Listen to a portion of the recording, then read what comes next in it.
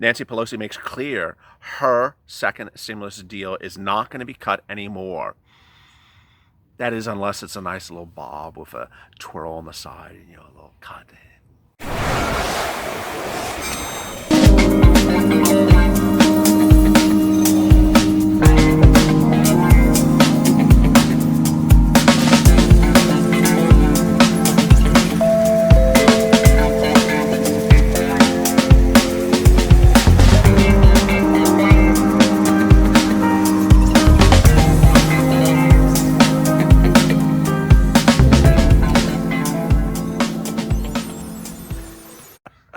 Hey, good evening. Good evening, everybody. Hope you're good and safe. Hope your hair's looking good. Hope you're dying well. And, I'm looking forward to Carol Baskin killing it on Dancing with the Stars. Boy, we're going to eat that up alive. Anyway, it is evening's LALATE, our 1 hour program block that starts at the check and then usually goes to something else. Tonight, we're going to go to something really quite exciting. I'll be answering your questions about stimulus, whether it's FPUC, PUA, UI, or EIDL. What I want you to do is that if you have questions that you want me to answer tomorrow, drop them into the comments of this video. Really keep them as questions, not, like, where did you get that shirt? Although someone asked that question earlier today. Ask me questions about stimulus, and I will answer them in tomorrow's broadcast. This is what this channel really started with, Q&A. That's all I ever did. That's all I did, and I adored it because I basically saw the issues that people have real questions about. Let me get right to the big questions. I have my phone. I have everything ready to go. So first, let's do some FPUC 2.0 questions, which really have been a big issue of confusion for people. People have asked how it's going to work, when it would work, and the big question has usually been how it conflicts with LWA.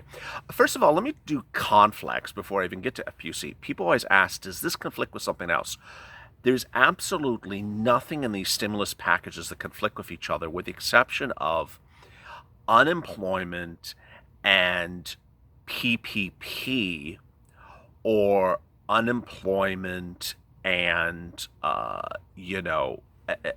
grant program to get you back to work. So generally, none of these things conflict. First of all, stimulus check conflicts with nothing. So people are asking me, if I get a stimulus check, I don't get hazard pay. No, stimulus check conflicts with nothing. You get stimulus check and everything else. So don't worry about that. Second, FPUC does not conflict with anything. LWA does not conflict with anything. FPUC and LWA do not conflict. They'll complement each other. Basically, what states will do it as a bridge. More about that in a second. UI and PUA do not conflict with anything with the exception of PPP. If you have PPP money to get back to work, you can't be sitting home and collecting unemployment benefits. That doesn't make any sense. Next, EIDL conflicts with nothing, but PPP sometimes conflicts with EIDL. So there you go. And hazard pay conflicts with nothing. All right, so FPUC, first of all, how do you get FPUC? Well, you have to already be on UI or PUA. Do you have to do anything to get FPUC 2.0, 2.1? 2.1, what is 2.1? 2.0. So with Nancy for 0.3 things. No, you have to do nothing. It'll come to you. All right, now I have a lot of people asking me questions about this calculation. Let me say this very clearly. They're very worried about LWA and FPUC. First of all, you don't give back LWA. I got a lot of questions about that. People think they're having to give back LWA. I'm like, why? No. LWA was for the current situation, and FPUC will be passed and will overlap the same time period. So FPUC will go back 2.0, will go back to when FPUC 1.0 expired, which certainly is the same period of LWA. And so what's going to happen is that if you got LWA, if you're a state that pays LWA, and you got $300, but FPUC 2.0 is passed, you're just going to get the difference.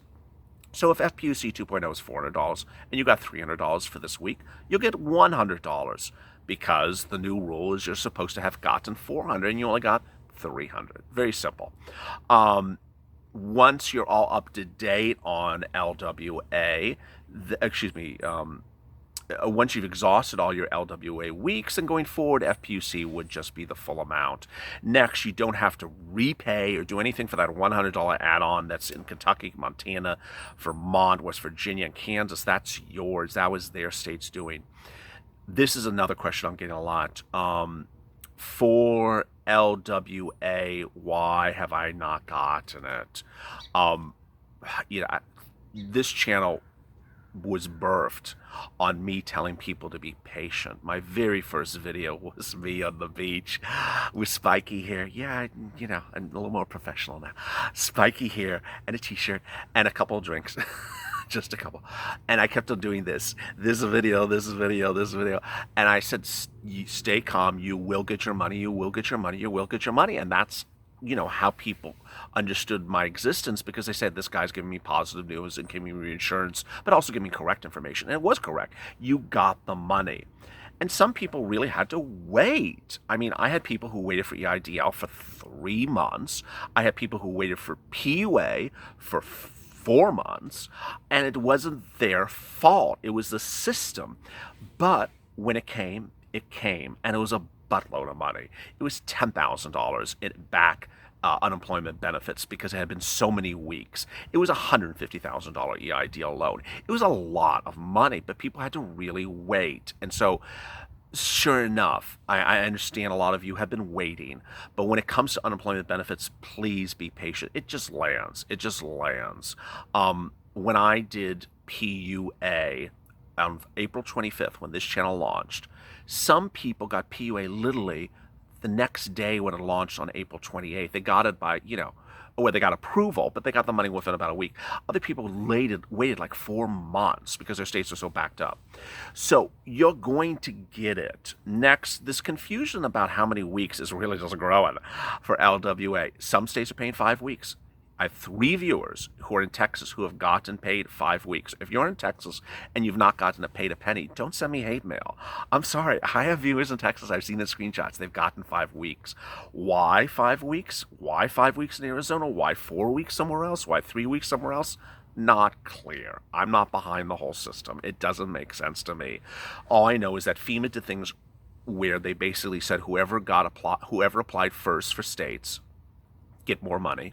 Whoever applied later get less money, and they get slower. So the answer to the question is, why haven't you seen your money? It's because it's coming slowly. All right. PUA and UI. Boy, you can't be on one and the other at the same time, and you can't go from one to the other. I'm getting those old questions again. I mean, back in the day when I had the thumbnails with all the funny little icons and the beachy shots in the background, and God, those thumbnails took like 45 minutes per thumbnail. And I would get 900 comments about, can I go from PUA? I'm out of UI. Can I go to UI from PUA? No, you can't do both of them. There's no such thing. Next, for people who need to do escalated benefits, understand escalated benefits is a whole task unto itself. It is not easy, but it's a lot of money. And the way you do it is you basically pull your 2019 tax return, you look at the 2019 tax return.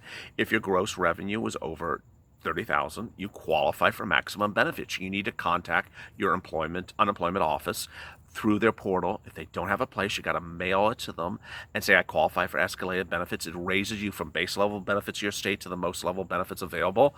And this could be a lot of money. I mean, if you're getting $167 a week and the top level benefits of your state are $400 or $500 a week, and we're talking about 10 or 20 weeks of this is a lot of money. Next, I'm getting a lot of questions about extension of UI benefits. I'm running out of UI. What do I do, LALATE? I don't have any more weeks. You need to know your numbers, and I can't do them for you, but there's usually 3 numbers, and a lot of people only think there's 1 number. First, unemployment benefits start with your base level weeks in your state. So let's say your state does 20 weeks, for example, of unemployment benefits. Okay, that's your normal, what's called unemployment UI weeks. PUA, by the way, is like 30-something weeks, but I'm only talking about UI here. So they give you a normal number of weeks, 20-something. Then you look at the CARES Act. If you are talking about weeks that started in March or continuing in July, you're under the CARES Act. And the CARES Act created FPUC, and that gave you additional weeks of benefits. Those additional weeks of benefits are a lot. I can't remember the number, but those additional weeks of benefits follow after your normal weeks of benefits. So, for example, your state level benefits, let's say there were 20 weeks. FPUC, let's say it's 10 weeks, would come after that. Suddenly you're at 30 weeks, 10 and 20, 30 weeks. You're not done. There's another one that follows. States have provisions that allow for them to offer additional weeks of benefits under extended benefits, what's called state extended benefits. They're in emergency circumstances, and the states trigger those ordinances really at the start of the pandemic. So you need to look up whether your state has extended benefits. I can't do it for you. You need to look it up and see how many weeks your state has for extended benefits, and if they've escalated it and triggered that item. By doing it, then you have 3 possibilities. Finally, will you get an additional level of extended benefits beyond that under a second stimulus package? I don't think so. Anything's possible, but not currently. And there you go. All right, so a lot of questions with that. PPP, thank God, I can't stand PPP. I really hate PPP, but there will be another round of PPP under a second stimulus package. It won't be in the bill next week, but that one is coming up next. All right, so let me answer some EIDL questions. These are some EIDL questions I got on the private. If you don't know what the private is, and I'm going to make this very clear because I get tweets from people like, "Where's the private?" I'm like, I say it in the video. You go to the pinned comment of this video that I write, the pinned comment. It has in there a link for what you to do. And it's very simple. All right, so let me answer some questions. First, I'm not going to say who asked the question because they're not public questions, so I don't want to identify the person. Can you please confirm if a business was established in 2020, if it's eligible for EIDL? Yeah, so this is quite interesting. The application for EIDL loan does not, and let me be very clear, there is no grant. I'm still getting those questions. There's no more grant. If you didn't get the grant, you're not getting the grant. You're supposed to get the grant, you're not getting the grant. All that type of stuff. Don't ask for grant. It's just not there. As in no and oh. Okay. All right, so EIDL loan. This is a great question because the Streamline application, which you use to apply for EIDL loan, which is on SBA.gov, ask you what your 2019 numbers are, which clearly are 0 if you're a 2020 company. Well, that has simply sort of meandered a little bit, as I used to say, moving the goalposts. Here's the bombshell. The bombshell is that SBA and Javier Carranza has now said, we will write a loan for a newly formed 2020 business that was in operation when COVID-19 hit, and that was impacted by COVID-19. What they're going to ask for is pro forma statements going forward, an indication of what your transactional activity was in 2020 before COVID-19 hit. So yeah, just understand you have to figure out how you can substantiate the amount of loan that you really want. So it's not like you can come in and say, I want a $100,000 loan, and you did $2,000 of revenue in February, and that's it. I mean, you have to have some reality of what you're getting yourself into. All right, another comment here as well. My name is, I came here because I came on your YouTube channel, subscribed, stimulus checks. Yours is beautifully one of the most positive and encouraging. Well, thank you. It's one of those videos you gave info about this thing called the private, which, correct, I'm wrong. Can I get grants or loans I may qualify? Grants, no. EIDL loan, yes. Please, I'm begging. I'm still in a deficit. Okay, well, the individual is asking where you apply for the loan. It's in the EIDL loan is located on SBA.gov. Apply for it right away. All right. Another person, hey, I have a 660 experience score. My loan was on hold since June 18th. I was given a reconsideration letter today due to what they deem as inaccurate cost of goods sold. Are you able to refer me to someone? Yes, if you go into the private, there are two mentors who can assist you. Now, what's interesting, his experience credit score is very good. Experience credit score 660 is great, as you detailed on this channel. You must know your Experian Vantage 3.0 score. Not 4.0, not 1.0, not TransUnion, not FICO, only Experian Vantage 3.0. You can get it by going to nav.com or downloading an app. It's for free. I'm not quite clear why they denied based upon cost of goods sold. That's quite interesting. Another viewer. I've been watching you. I have an EIDL loan still in processing. I was first denied for no apparent reason. That doesn't make sense. You always get a denial letter. It's a PDF. It says why you're denied. I sent for reconsideration, got approval for that after 2 weeks. Oh, okay. Then they sent my file right back to the same lady. She had me update my banking information, which didn't need updating, and sent my complete tax forms. Sent all that. I wasn't denied, but it's stuck on processing.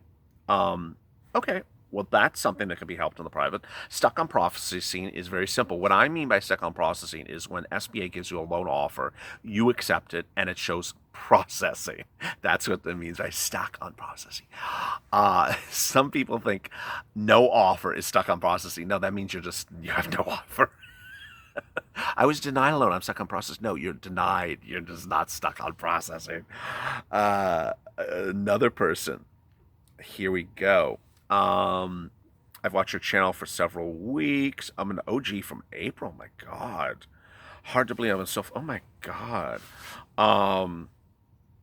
Not you directly, but I saw one of your videos a month ago where you said a special group on Instagram. This is the one. I've written my congressman. Nothing's been done. I received an advance after I applied. I was given the portal in June, an offer in the middle of June. I accepted the loan offer, and then was denied for credit reasons. Wow. My credit was pulled twice, once in May and the second time in June. Each time my credit was 600. I applied for reconsideration immediately. Nothing from SBA until July 24th. They told me to call them. I've been calling them religiously. I even got Experian to hard copy. Still nothing. I'm starting to feel more and more that keep up the soft pulling. My credit waiting for it to go under 570 to deny me again. Okay, so, well, he was denied his loan because his credit score is too low. He understood by watching this channel that you really need to have an Experian Vantage 3.0 score at 590 when you're in recon, because they're going to repull the credit, and the repulling the credit is going to drop you lower. 580 can cut it, but I always say do 590. He says, it's not quite clear from his message, but it looks like he may be on the cusp. You remember, you can do the Experian Boost, which is free, which raises you $20, 20 points. I don't know if he did that. But you need to ensure that you do that and get that credit score higher. He's basically entirely a credit score case. When you're a credit score case, everything is depending on the credit score. Just get the credit score up. I mean, just hammer Experian and get adverse entries on your Experian Vantage score off. If you don't, you're just not going to get approved. If you do, you get approved instantly. It's just that simple.